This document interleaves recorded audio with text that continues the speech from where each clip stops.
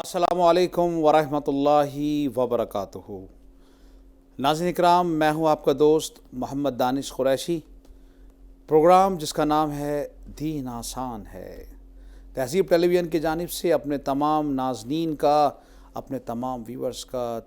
तहे दिल से खैर मक़दम और इस्तक़बाल करता हूँ और उम्मीद करता हूँ हमारे तमाम नाज़नीन, तमाम व्यूवर्स खैर और आफ़ियत, चैन और सुकून और इत्मीनान से होंगे इंशाअल्लाह। और साथ ही अल्लाह रब्बुल इज़्ज़त से दुआ करता हूँ अल्लाह ताला हमारे तमाम नाज़नीन को, प्रोग्राम को देखने सुनने वालों को, बल्कि हमारे इस मुल्क में तमाम बसने वाले इंसानों को चैन, सुकून, इत्मीनान और खुशियाँ अता फ़रमाए, आमीन या रब्बुल आलमीन। जी हाँ नाज़रीन इकराम, अल्लाह ताला की तरफ से बड़ी नेमत सुकून है, जिसकी तलाश में ना जाने लोग कहाँ से कहाँ भटके फिर रहे हैं। एक शहर से दूसरे शहर, एक धाम से दूसरे धाम, एक काम से दूसरा काम, एक नगरी से दूसरी नगरी, और सुकून मिलकर नहीं दे रहा। क्योंकि जब आप चीज़ तलाशी गलत कर रहे हैं तो कहाँ मिलेगा सुकून, दिलों का इत्मीनान और सेटिस्फेक्शन और कंटेंट। और अल्लाह ने खुशियाँ चैन अपने मुक़द्दस तरीक़े में दीन में रखी हैं।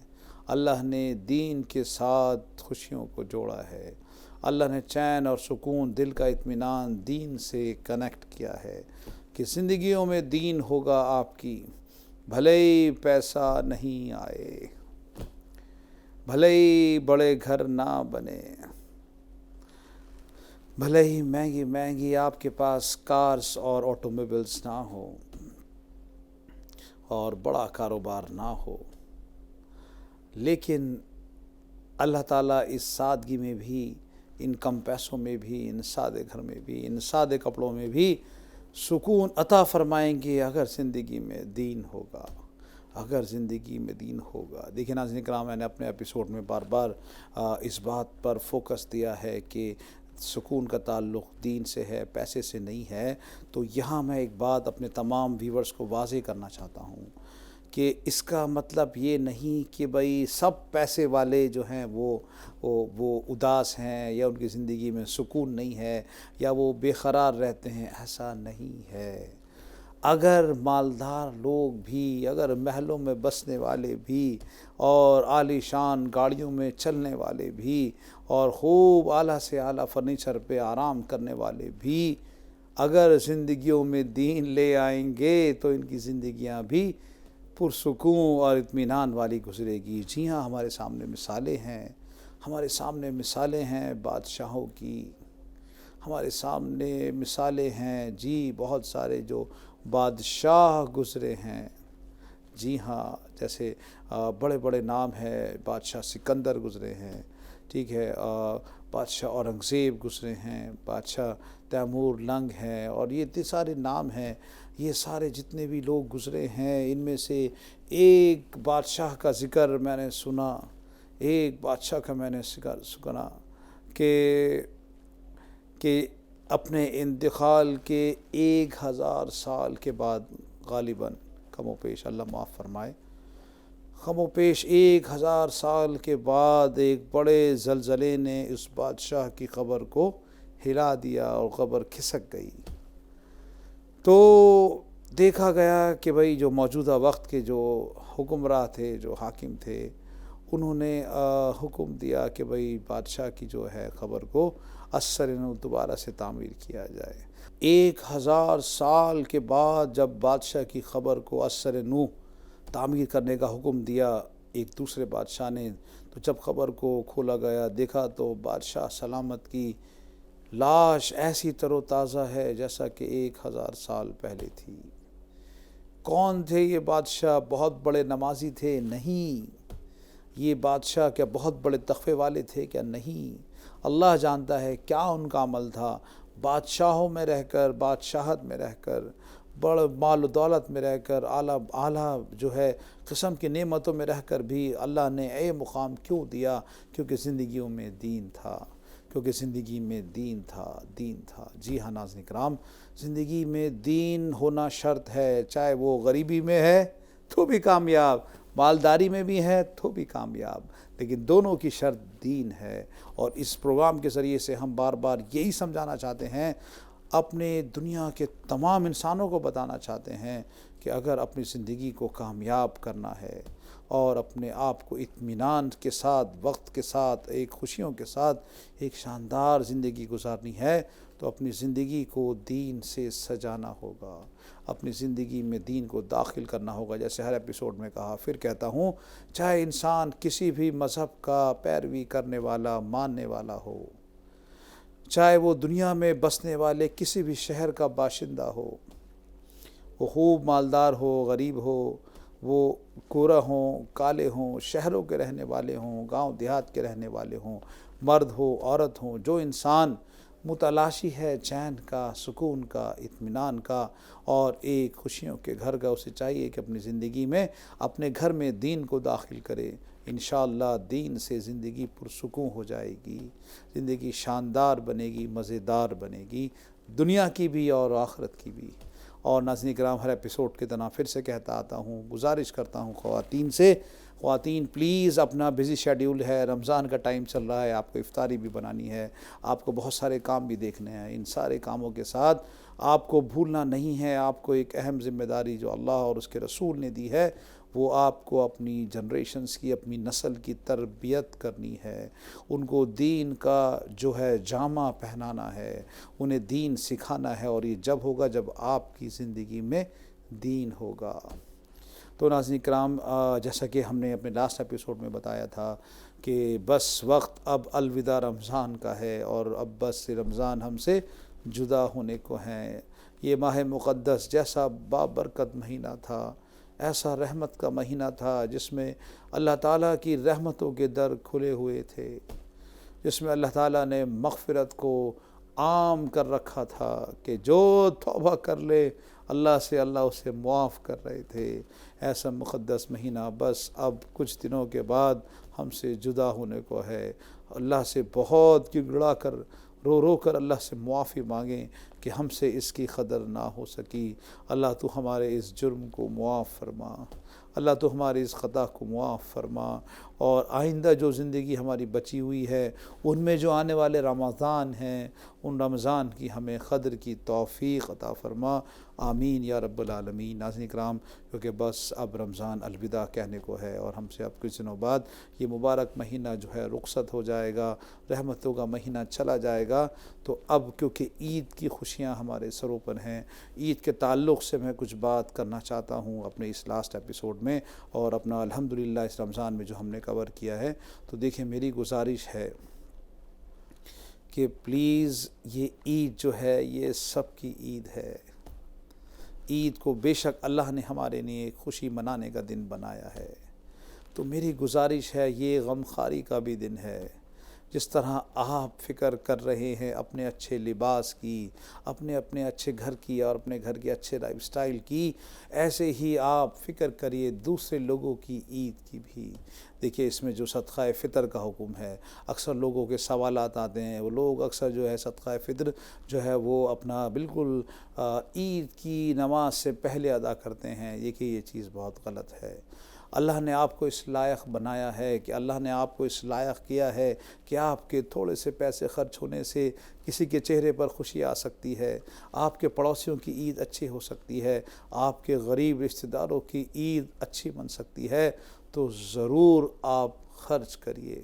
اور صدقہ فطر آپ عید سے قبل کم سے کم 2، 4، 5 دن پہلے آپ ان کو اچھی والی جو ٹاپ صدقہ فطر کی جو آتا ہے، غالباً کشمش کے بارے میں جو حکم آتا ہے، غالباً 2 سے 2.5 ہزار جو ہے وہ ایک آدمی کا بنتا ہے۔ آپ اپنے بھی اور اپنے بچوں کی بھی اور اپنے بڑوں کی بھی، سب کا جو حیات ہیں، سب کا وہ صدقہ فطر آپ عید سے کچھ دن پہلے ان کے پاس پہنچائیے، تاکہ وہ بھی اپنے کچھ عید کی جیسے تیاری آپ نے اپنی کی ہے، جیسے مہنگے مہنگے لباس آپ لے کر آئے ہیں، ویسی مہنگی مہنگی چپل آپ سلیپرز لے کر آئے ہیں، چلیے کوئی بات نہیں، لیکن آپ ان لوگوں کا بھی، ان کا بھی خیال کریے۔ وہ جو بیچارے، جو آپ نے اگر آپ 5 سوٹ اور ڈریس سلایا ہے، ان کے پاس ایک لباس بھی نہیں ہے، تو ان کی عید کی بھی فکر کرنا یہ دین کا حصہ ہے، یہ دین کا سبق ہے، اور یہ دین کا پیغام ہے کہ آپ ضرور، کیونکہ بات ساری دین پر آ کر چلتی ہے. ہم اپنے ہر ایپیسوڈ میں ہر چیز کو، کیونکہ ہر چیز جو کنیکٹ ہوتی ہے وہ جا کر دین سے ہوتی ہے، اور دین میں حکم یہ ہے کہ جو چیز اپنے لیے پسند کرتے ہیں، جس چیز سے آپ رغبت رکھتے ہیں، جو چیز آپ کو محبوب ہے، جو چیز آپ اپنے لیے پسند کرتے ہیں، وہی آپ دوسروں کے لیے پسند کریے. آپ کو اچھا لباس پسند ہے تو آپ دوسرے کے لیے بھی اچھا لباس پسند کریے. آپ کو اچھی چپل اور جوتا پسند ہے تو آپ دوسروں کے لیے بھی اچھی چپل اور جوتا پسند کریے. جی ہاں ناظرین کرام، خاص کر دیکھیں میں بیان کر رہا ہوں اس بات پر، تو کوشش کریے کہ جو آپ کا جو صدقہ فطر ہے، جو یہ ایک طرح سے آپ کے جو ہے رمضان کا کفارہ بھی ہے، ان 30 روزوں کے اندر جو ہے آپ سے کمی کوتاہی 100% جو کہ مجھ سے ہوئی ہے، سب سے ہوئی ہے، کیونکہ ہم لوگ بھلے ہی سرکش شیطان کو قید کر رکھا ہے، لیکن اس کے باوجود بھی ہمارے روزے کی حالت میں ہمارے گناہ آنکھوں سے بھی گناہ ہوئے ہیں، ہماری زبان سے بھی گناہ ہوا ہے، ہمارے ہاتھوں سے بھی گناہ ہوئے ہیں. تو ان روزوں کا جو ایک کفارہ ہے، ان کی جو یہ فلٹریشن ہے، اس کی جو کلیئرنس ہے، وہ اس جو یہ صدقہ فطر ہے اس سے کی جائے گی. تو میری گزارش ہے لیکن اپنے تمام ویور سے کہ خدایا آپ کم سے کم یہ صدقہ فطر ہے 2-4 دن پہلے عید کے آپ خود پہنچا کر آئیے، ان کے ہاتھ میں رکھیے، تاکہ وہ بھی لوگ جن کو یہ اچھے کپڑے میسر نہیں ہیں، جن کے پیروں میں اچھی چپل میسر نہیں ہے، جو بڑی غربت میں زندگی گزار رہے ہیں، آپ جا کے ان کے ہاتھ میں اچھے انداز میں خاموشی سے عید سے قبل رکھیے، تاکہ وہ بھی اپنی عید کو اچھے سے منا سکیں، وہ بھی اپنی عید کو، اس خوشی کے دن کو اچھے سے سیلیبریٹ کر سکیں. یہ ذمہ داری دیکھیے آپ کی ہے. امید کرتا ہوں ہمارے تمام ناظرین اس بات پر انشاءاللہ رب العزت عمل کریں گے انشاءاللہ الرحمن. تو ناظرین کرام، اور دوسری بات جو مجھے اپنے اس لاسٹ ایپیسوڈ میں کرنی ہے، وہ دیکھیے، وہ مجھے بات کرنی ہے چاند رات کی. عید کا جو قبل ایک رات ہے جس کو ہم چاند رات کہتے ہیں، اور اکثر یہ رات جو دیکھی گئی ہے، بلکہ میں اپنے ملک میں ہندوستان کی بات کروں تو یہ اکثر شہروں میں دیکھا گیا ہے کہ اکثر جو ہے بازاروں میں ہجوم اور بڑی بھیڑ جو ہے وہ خریداری میں لگی ہوئی ہے. لوگوں کو عشاء کی نماز بھی لوگوں کی جاتے ہوا دیکھا گیا ہے. لوگوں نے سیر و تفریح اور گانا بجانا بھی شروع کر دیا ہے، اور رات بھر جاگ کر جو ہے لوگ اس مقدس رات کو، جو یہ عید کی رات ہے، اس عید کی رات کو جو کو بدلے کی رات ہے، اس میں اللہ تعالیٰ روزدار بندوں کی مزدوری بانٹ رہے ہیں. یہ مزدوری ملنے والی رات ہے. یہ مزدوری ملنے والی رات اکثر دیکھا گیا ہے. میں ان لوگوں کی بات نہیں کر رہا جو بیچارے محروم ہیں رمضان کے روزوں سے. روزداروں کو بھی دیکھا گیا ہے کہ وہ ایسے مصروف ہو جاتے ہیں خرید و فروخت میں کہ وہ 29 رات جاگ کر اللہ کی عبادت کر لی، لیکن آخری رات چھوڑ دی. ارے بھائی، یہ تو حاضری کی رات تھی، یہ تو اللہ کی بارگاہ میں 29 روزوں پہ جو 30 روزوں کی مزدوری مل رہی ہے، مزدوری ملنے کی رات تھی. اب جب مزدوری مل رہی ہے، آپ اندازہ لگائیے ایک مزدور نے جو ہے خوب اچھے سے اپنا کام کیا. اس نے وہ 28-29 دن مہینے کے خوب محنت کری، جیسے مالک نے کہا ویسے کیا، اور مالک نے کہا بھائی ٹھیک ہے، آپ جو ہے وہ 30 تاریخ کو مہینے کے آخری دن میں آپ آ کر مجھ سے مزدوری لے لینا. اب وہ جتنے مزدور تھے وہ سارے اس دن اپنے خوشی کہ بھئی آج تو پگار کا دن ہے، آج مزدوری ملنے کا دن ہے، اور وہ سارے وقت سے پہنچ گئے. لیکن 1-2 مزدور نہیں پہنچے. اب ایسے مزدور کو ہم کیا کہیں گے؟ ہم اس ایسے مزدور کو نادان اور ناسمجھ نہیں کہیں گے تو اور کیا کہیں گے؟ جی ہاں، یہ مزدوری ملنے کی رات تھی، یہ پگار ملنے کی رات تھی. اللہ تعالیٰ اس رات میں اتنے لوگوں کو جہنم سے آزادی کا پروانہ عطا فرماتے ہیں جتنا کہ گزشتہ یعنی 28-29 راتوں میں اللہ نے فیصلہ فرمایا ہے. ان تمام کی تعداد کو جوڑ لیا جائے، ان تمام کی تعداد کو کلیکٹ کر لیا جائے، جتنے لوگ 28 یا 29 دن میں اللہ نے رہا کیے ہیں، ان سب کی کیلکولیشن ٹوٹل کرنے کے بعد اس ایک اکیلی رات میں اللہ تعالیٰ اتنے لوگوں کو جہنم سے آزادی کا پروانہ عطا فرماتے ہیں اس مقدس رات میں۔ تو میری گزارش ہے اپنے تمام ناظرین سے، خاص کر دیکھیے اگر کتنے بھی آپ کے پاس کام ہے، میں سمجھتا ہوں، میں کام کرنے کو منع نہیں کہہ رہا، میں آپ سے یہ نہیں کہہ رہا کہ آپ اپنی عید کے گھر کے، بلکہ میں آپ سے یہ عرض کر رہا ہوں کہ عید جس طرح رمضان کی تیاری آپ نے کی ہے، ایسے عید کی تیاری عید کی رات پر نہیں، تھوڑا سا پہلے کر لیجئے۔ جو سامان آپ کو لا کر دینا ہے، جو تازہ سامان ہے جو رات میں ملنا ہے، اس کو چھوڑ کر جو سامان پہلے سے لایا جا سکتا ہے، جو خرید و فروخت عید سے 1-2 دن پہلے کی جا سکتی ہے، وہ آپ پہلے کر لیجئے، تاکہ صرف ضرورت کا سامان گھر پر پہنچا کر آپ اپنے آپ کو فارغ کر کے تنہائی کے اندر دل کی بالکل گہرائیوں کے ساتھ ایک کمرے میں بند ہو کر تنہا رات میں اللہ کو پکاریے اور کہیے، یا اللہ، یا اللہ، یہ مقدس مہینہ ہم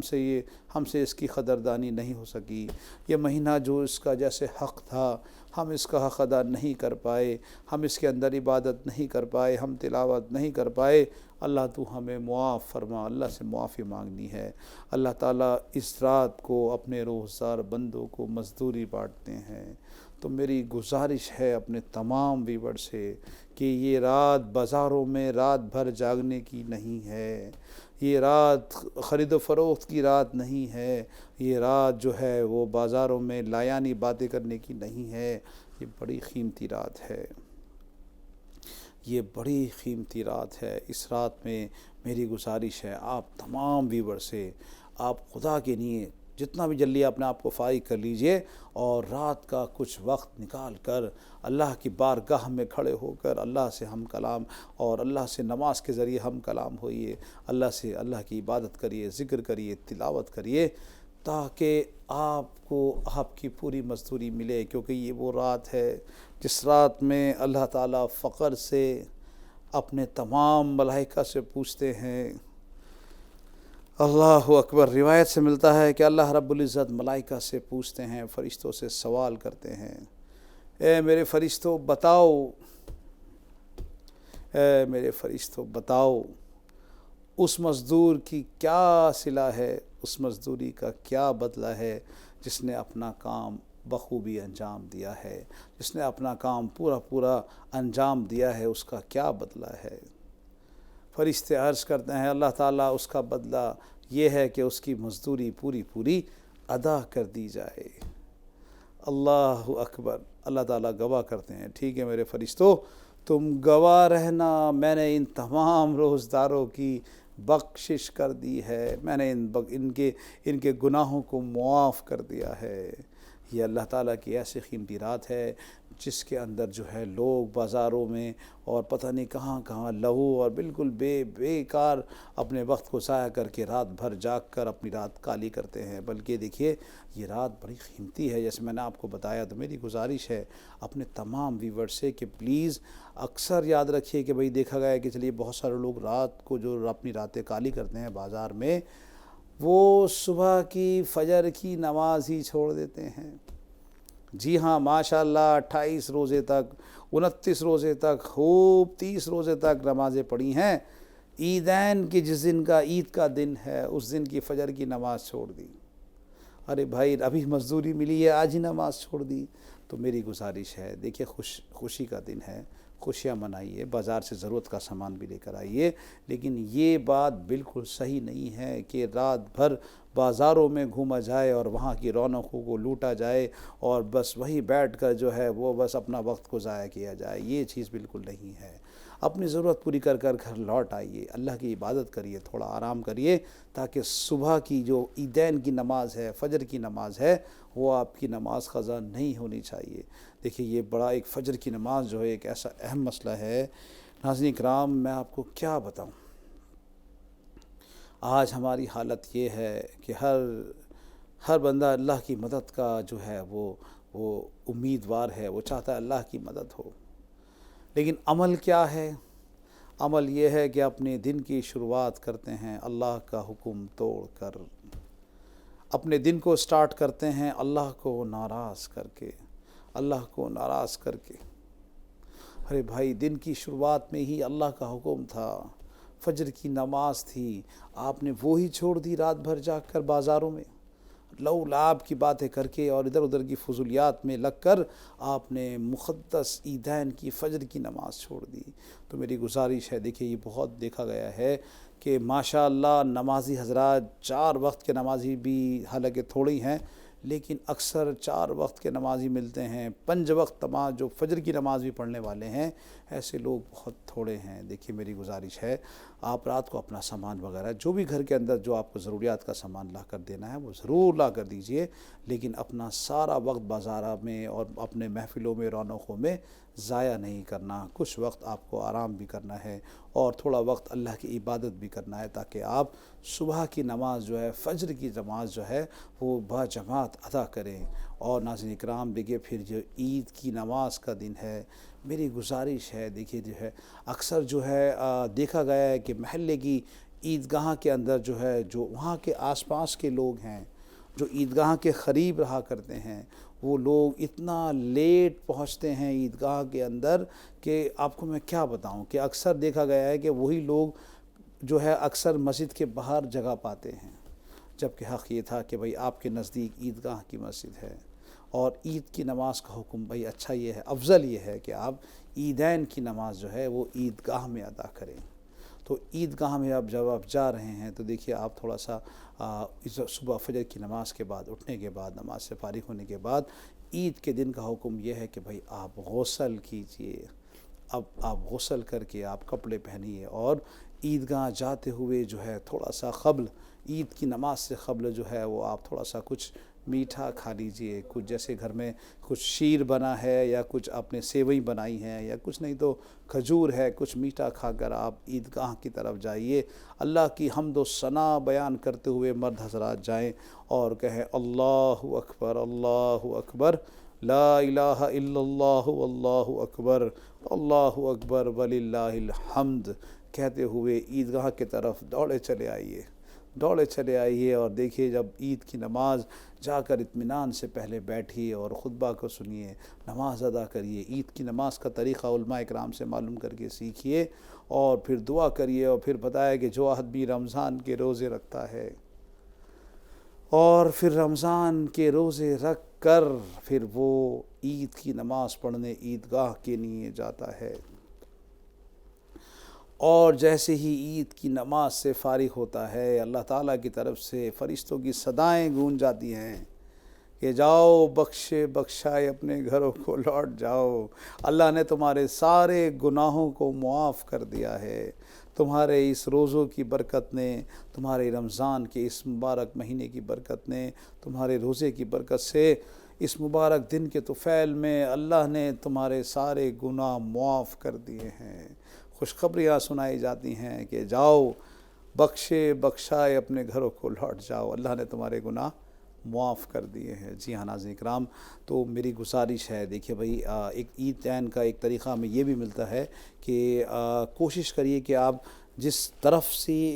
عیدگاہ کے اندر آپ گئے ہیں تو آپ دوسرا راستہ چینج کر لیجئے واپسی کے اندر، ٹھیک ہے، اور کوشش کریے کہ آپ جو ہے عید کی نماز عیدگاہ کے اندر ادا کریں اور مسجد کے اندر ادا کریں۔ حالانکہ جگہ نہ ملنے کی وجہ سے لوگ سڑکوں پر بھی ادا کر لیتے ہیں، وہ بات ٹھیک ہے، لیکن اندر پہنچنے کی وقت سے کوشش کریے اور طریقے سے پہنچیے اور نماز ادا کریے اور پھر اپنے گھر والوں پر خرچ کریے، ٹھیک ہے، جو آپ سے ہو سکے اپنے بچوں پر خرچ کیجیے، اپنے گھر والوں پر خرچ کریے، آپ مستورات پر خرچ کریے اور